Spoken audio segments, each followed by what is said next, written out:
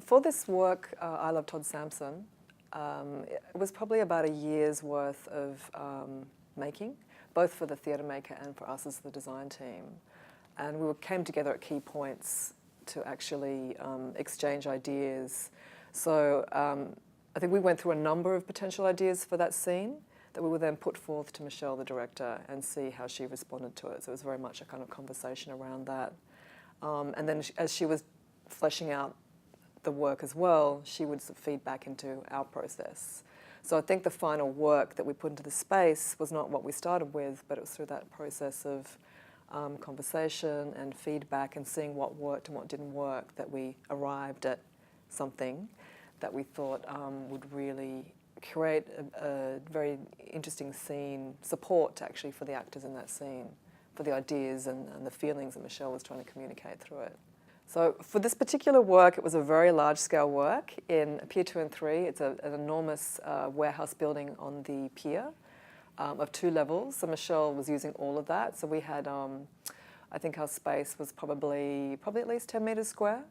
And obviously, when you're trying to make work, you don't have access to the space all the time. So you have to make either small-scale models or just have parts of the installation that you're working with and testing out before you can put it into the live space to test. So that's one of the challenges of how to evolve the work and test it as you go along.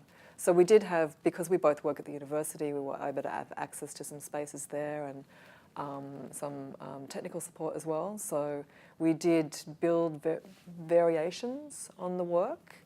And we did bring in a number of collaborators that had very particular skills that helped us in that sort of making and testing phase as well. So other architects that were working with more parametric design that could 3D model some of the ideas, as well as some people with more technical skills on the electronic side that could help us do some of that, building some of the electronics and some of the programming.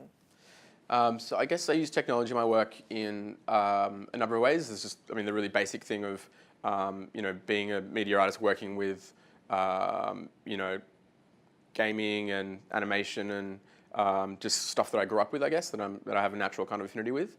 And then there's just, the fact that technology is around us all the time and we all use media every day and, we consume a lot of, creative and cultural content through phones and computers and all that kind of stuff. So for me, I use technology in that way because they're around us so much and they shape our everyday experience so much. So in one way, it's really easy to work with them because they're everywhere, and a lot of us, this generation, grew up with technology. I guess the natural thing as a media artist is to kind of ask questions about those technologies, and you can do that in a number of ways, and playing around with them and I guess trying to break them or seeing what happens when you use it in a way that isn't intended, and particularly, I guess, doing a lot of research online and finding out about different kinds of software programs and using them in ways that aren't intended. And being, I guess, self-taught in a lot of ways like that is really beneficial because you don't learn necessarily the right way to do something, and that is naturally, I guess, a more creative way to go about stuff, to kind of think outside the box and to try and bend the rules a little bit and see what happens. So a big part of the way I work is messing around with software and stuff like that. So a work I did a few years ago was, I guess, taking image-based processing software that's often used in medical science and stuff like that, but I used it to visualize a film. So I took the movie Top Gun and compress the whole movie into a single image, using this software that's usually used for scientific analysis and this kind of stuff. So that's a really fun way to, I guess, take software that's meant for something and use it for something completely different. And in that process, you get all kinds of interesting results. Again, so I often like to start with the story and what's the key thing I would really necessary to put onto screen.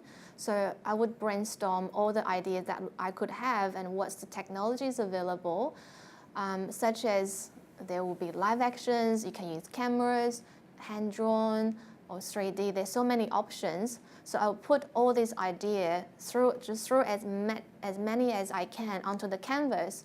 Then I start to delete things that not really necessary. I try to simplify the visual forms. We're creating content that's going to go into the platform, that's going to showcase what people can do, and the platform itself will allow any number of users who are working in various spaces, be that virtual reality, pure animation, 3D virtual sculpture, they can incorporate their works, their content into this platform. So we're covering any number of media arts disciplines.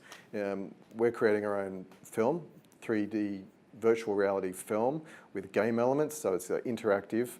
We're using Unity to program the game, and the game itself is going to have augmented reality components. It's got hand animation, it's got motion captured animation, texturing, obviously building the city itself, 3D modeling, lighting, the whole deal.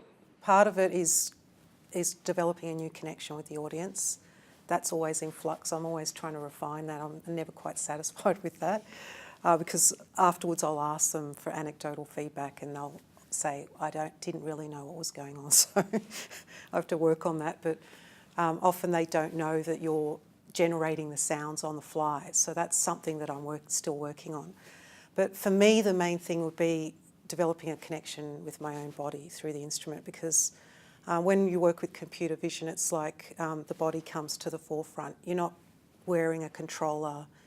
You don't have an object that you're manipulating. It's pretty much you, and you're there and you're vulnerable and exposed on stage. So there's that really direct connection between the body's movement and the sound. So I was very much into exploring the nuances of my movements, becoming more aware of how I move, what sort of patterns I have, and use that as a basis for developing new types of choreographies. I don't have a background in movement or dance, so for me that's all new. So I'm constantly developing my movement style and movement approaches. So that technology has enabled me to do that.